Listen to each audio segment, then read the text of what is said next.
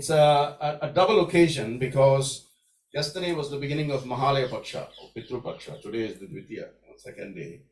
And it's a double because for you to do something on an auspicious day is a blessing itself.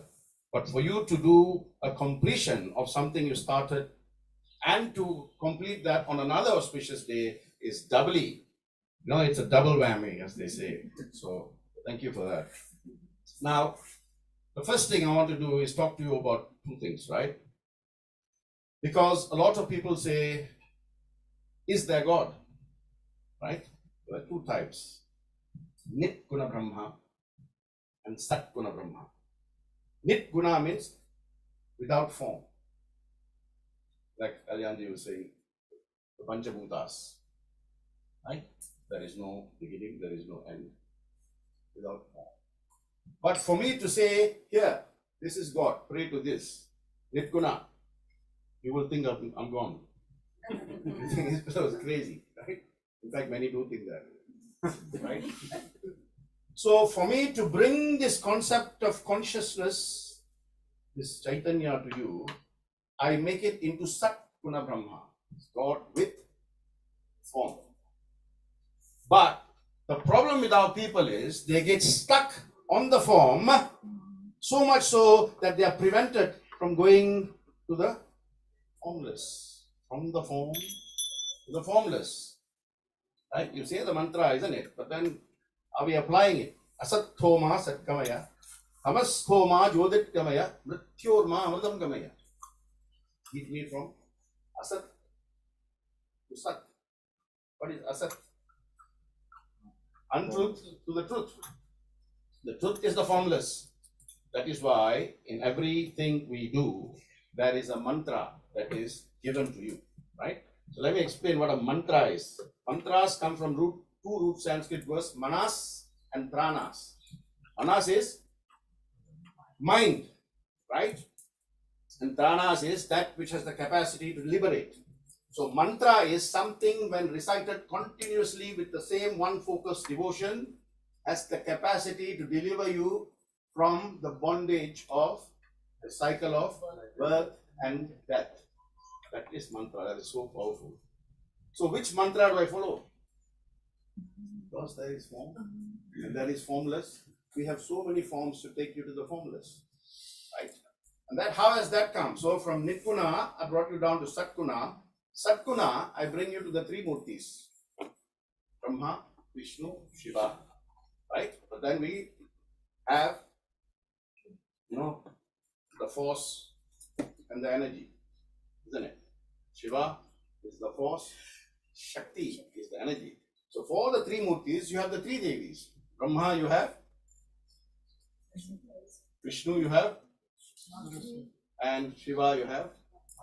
Just like you have a father, you have a mother. Anybody here doesn't have one or the other? You have to have both in order to grow, evolve, develop yourself, progress that stage, right?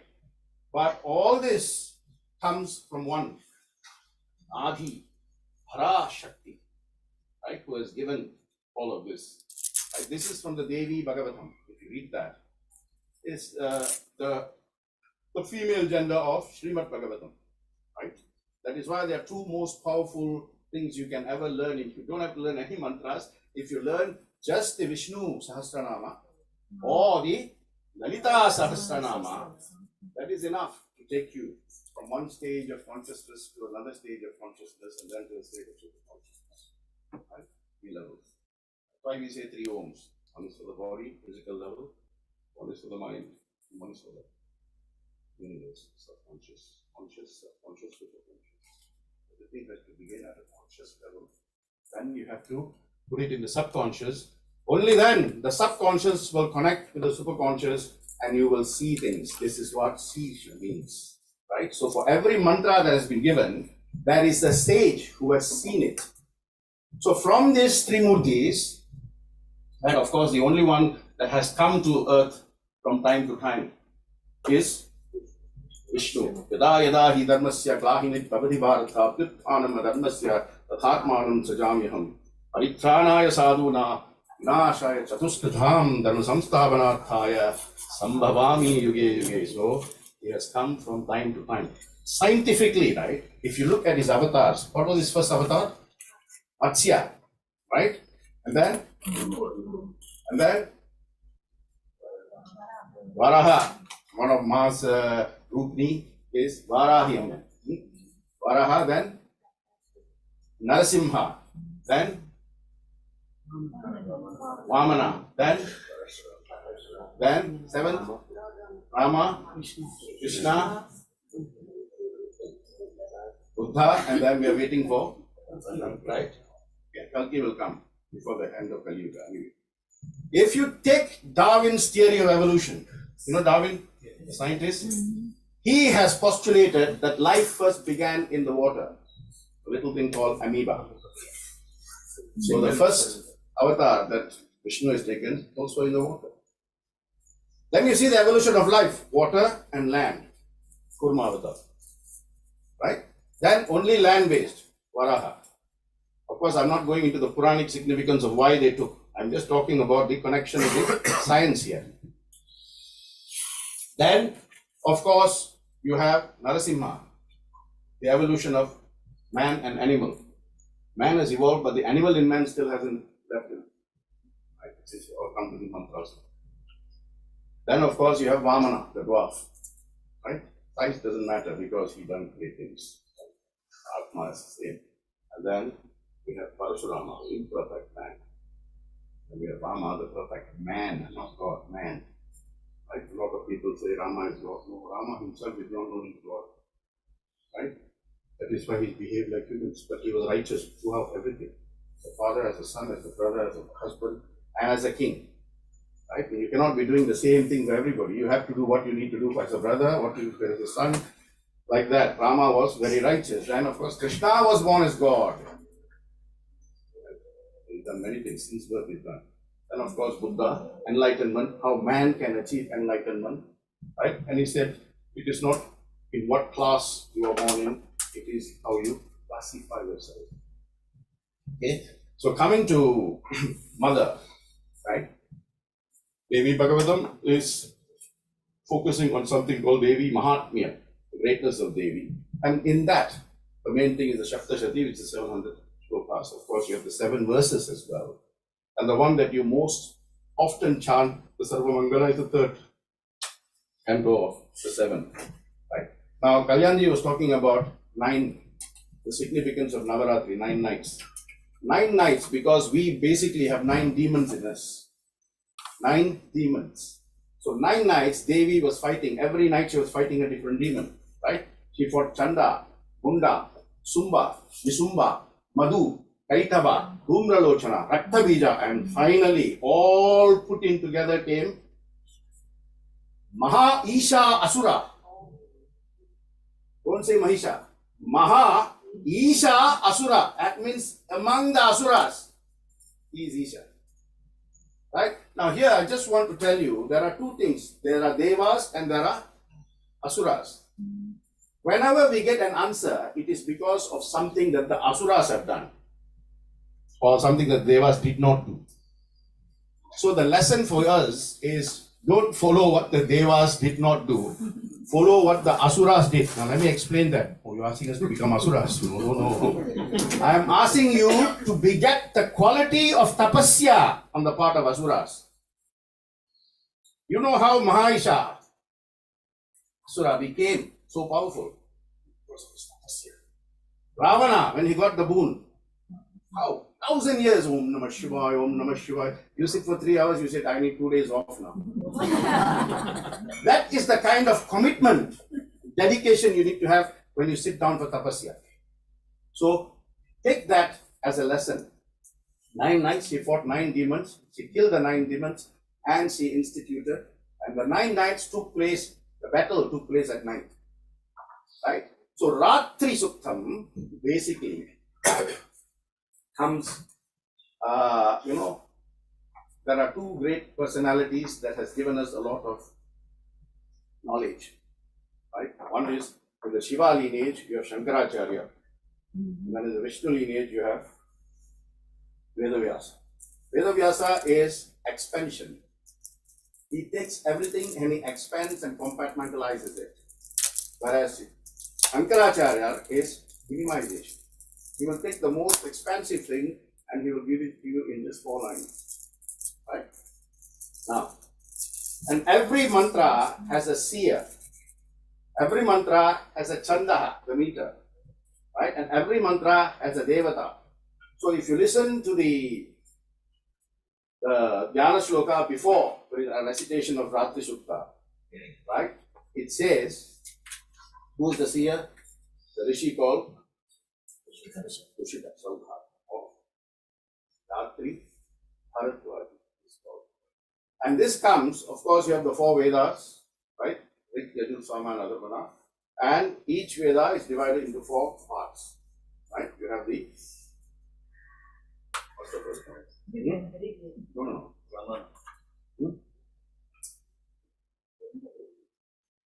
You have the Samhita, Brahmanas, Aranyaka, and then you have the Upanishads.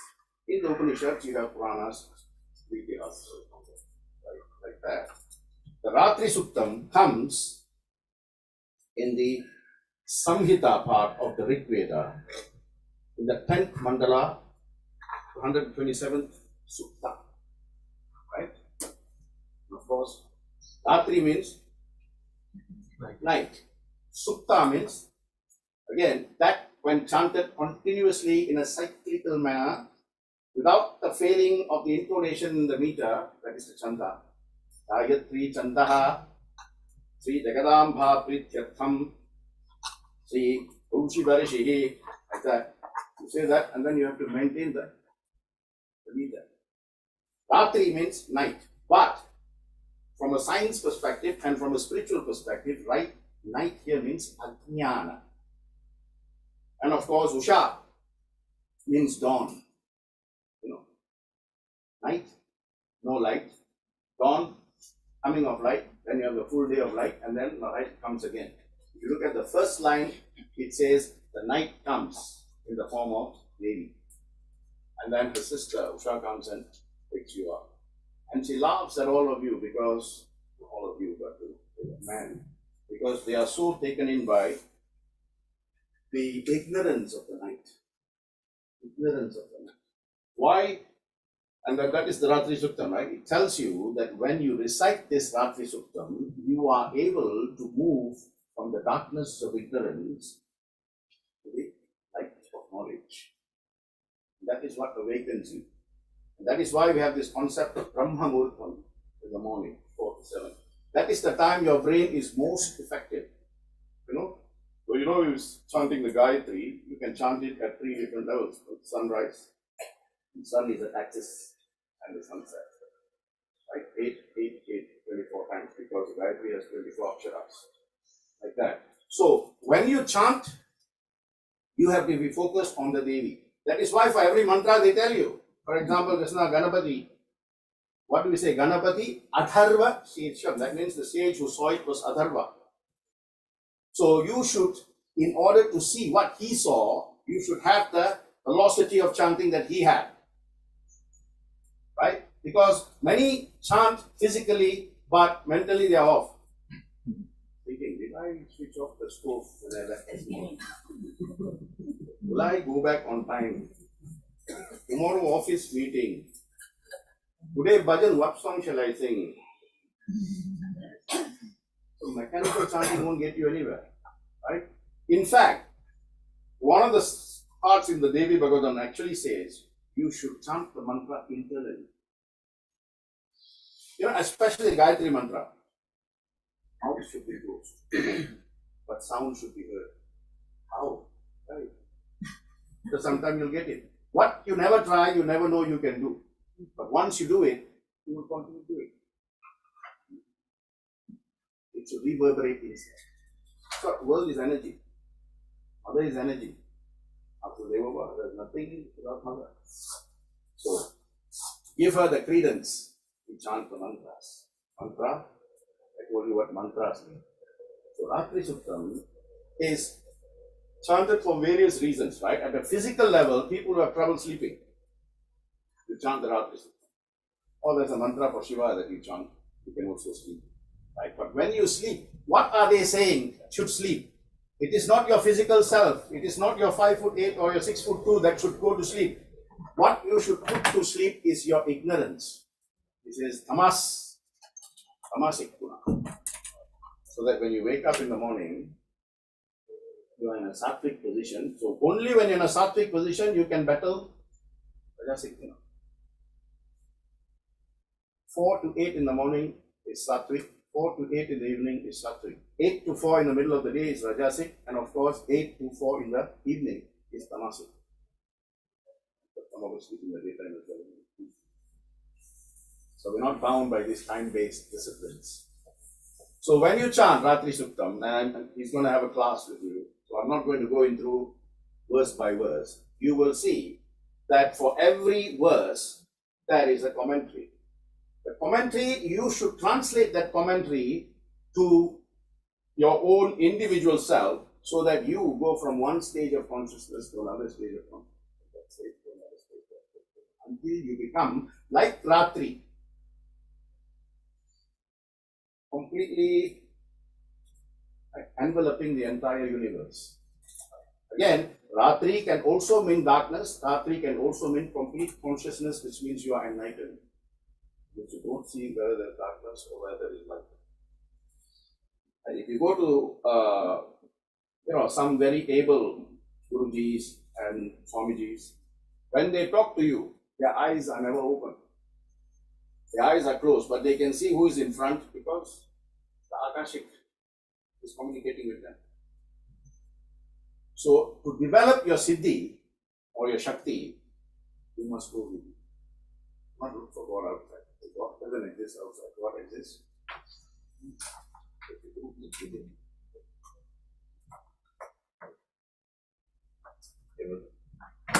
No fun. You allow me, I'm a professor, I talk and talk and talk. Thank you very much for giving me this opportunity, and I wish you like the lion. Right? A lion is the king of the jungle. But what can we learn from the lion? Have you seen when it's time for the lion to eat? The lion never hunts. Who hunts? Lioness. So all men stop working, send your wife to work. The lioness will hunt, the king will wait. When the lioness goes hunting, all the animals in the jungle, they become very joyful. Why? Because they know they are going to get food. But then they never go until the king has finished. So the lioness will bring the food, and the king, this is the leadership quality we should learn from the lion. There's a lot of things we can learn from animals, which is why animals are the vahanas for all the gods. So when you can suppress that animalistic qualities, then you become fit to carry Lord. Yes. You have to. You can't be a bull and want to carry Shiva. No. You have to control your bullheadedness. Completely annihilate it. Then yes, Shiva will say, okay, now come. Have you seen the mouse in front of Ganesh? Have you ever seen a mouse standing still posing for pictures? But Ganesha's mouse, that's the mind. The mind has to control. The mouse is equal to the mind and time. They don't wait, they will continue. So when the mouse is ready, the atmic energy in the mouse and the atmic energy in the elephant is the same. Despite the physical, right, compilation that, they are arch enemies. Everything you look at the physical levels will not make sense. But when you transcend from the form to the formless, it will make a lot of sense. The tiger will only take a small portion and then the thing, he will go. And everybody else will attack. Right? Everything is based on that. So I have no time today. Next time I can just talk about animals. The different vahanas. Right? Vishnu is the eagle, isn't it? Falcon. One wing is Shraddha. The other wing is Bhakti. Only when you have Shraddha and Bhakti in you, can you become a Garuda on which Vishnu will sit. Otherwise, forget it. You can be, Ratan Tata. Doesn't matter. Hari ओम अन्यदा शरणं नास्ति त्वमेव शरणं मम तस्मात् कारुण्यभावेन रक्ष रक्ष महेश्वरः हरि ओम तत्सत्। Thank you.